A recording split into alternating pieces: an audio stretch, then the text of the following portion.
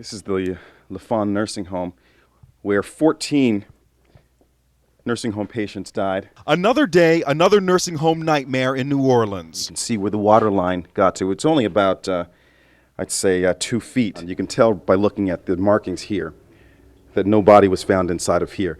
This is the name of the search team, CA8. It was searched on September 9th. They found 0 bodies in this room.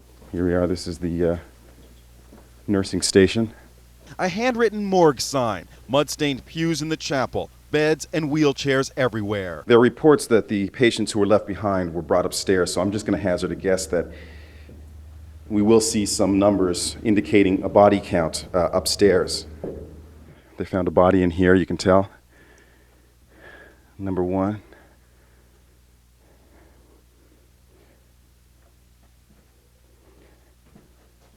So presumably somebody died in this room. Whew. Oh, the smell in here is just brutal. It might be rotten food, I'm not sure. Oh boy, I'm not even going to walk very far in here. They found 2 dead. Clearly they found them right here in the hallway.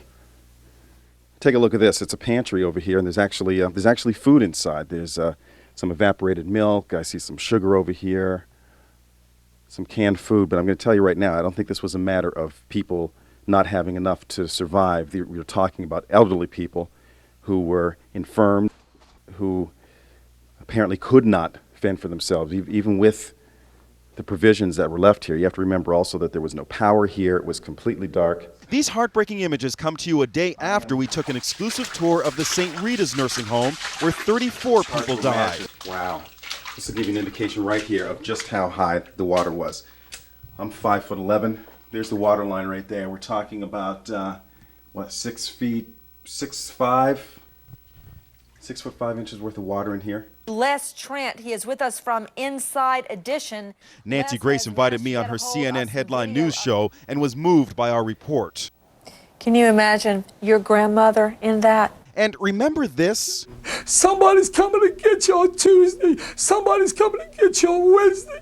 Somebody's coming to get you on Thursday. It was one of the most riveting moments in the Hurricane Katrina coverage. A tearful account told by Jefferson Parish President Aaron Broussard on Meet the Press on September 4th. Broussard talked about a colleague whose mother was trapped by the flood. Somebody's coming to get you on Friday, and she drowned Friday night.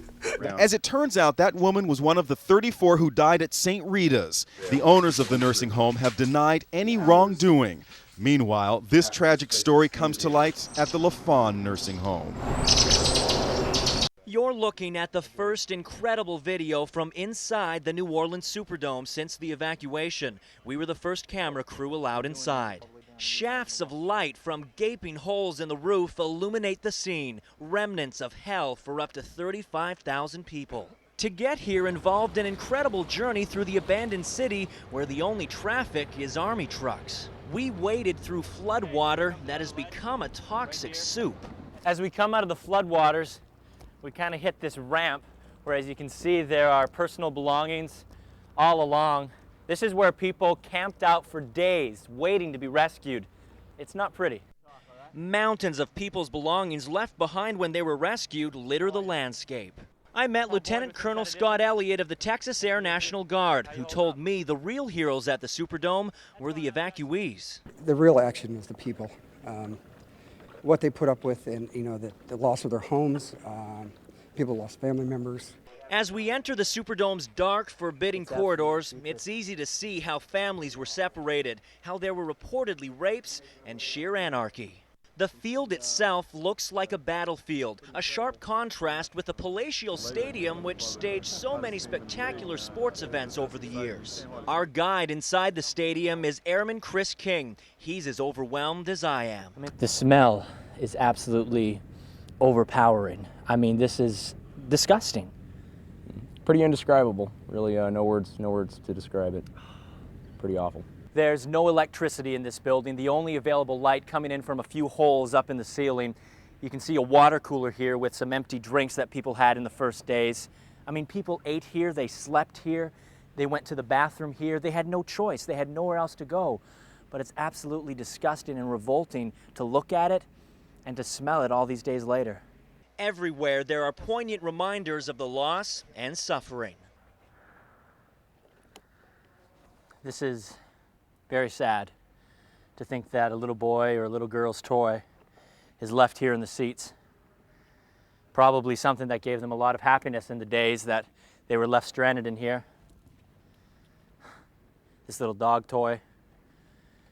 When they had the opportunity to leave, they probably just went out as quickly as they could. This is very sad to look at all this here. It's unbelievable to think that a little baby had to call this home.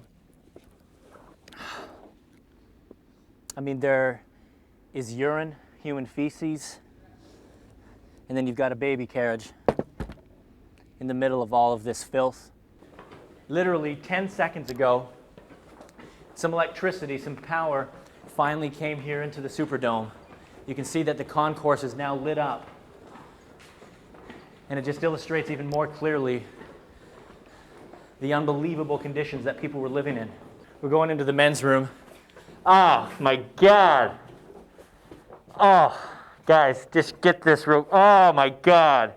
This is the most disgusting. Oh, I can't stay in here, guys. I cannot stay in here. This is the most revolting smell I've ever taken in my life. I finally went out onto the field itself, water squishing underneath my feet. It was a surreal sight. There's probably an inch, 2 inches of water pretty evenly spread throughout this field. Unbelievable. Piles of garbage, water bottles, garbage, blankets, open food packages. I don't think anyone ever imagined something like this could happen. We're at the 20-yard line in the Superdome. The 20-yard line in the Superdome, and look at it. The air is thick. The smell is nauseating. I spent only a fraction of the time thousands of terrified people spent in here, but I couldn't wait to escape the suffocating atmosphere of this nightmarish place. They've come to symbolize the anguish of the BP oil spill disaster. Oil-covered pelicans, bewildered and helpless as rescuers desperately try to clean them up. But now there's hopefully a happy ending for dozens of these animals. Oil-free and nursed back to health, they've just been released into the sparkling waters of a wildlife refuge. They started a new lease on life today.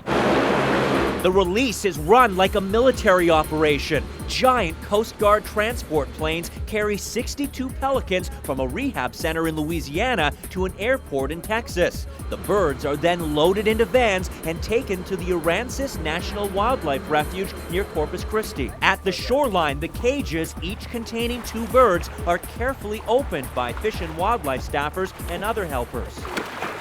The birds flap their wings for a second, getting their bearings, then make the most of their newfound freedom in the pristine waters.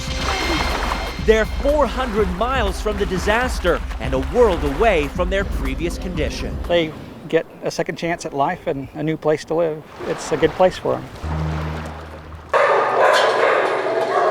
These dogs are among the smallest victims of the Gulf oil disaster. They've been turned into Louisiana area animal shelters because many of their owners are out-of-work fishermen who can no longer afford to keep them. What they're having to do is choose between their families and their pets, whether to feed their kids or feed their pets. Louisiana shelters are overflowing with abandoned pets. The dogs who are not adopted are often euthanized. The numbers are staggering. In June alone, one Louisiana shelter took in 270 animals. 179 were put to sleep. But these are the lucky ones. They're getting a second chance. 26 dogs were loaded onto this air-conditioned truck bound for Houston. Once the gate is pulled down and the latch is locked in place, the 5-hour drive begins.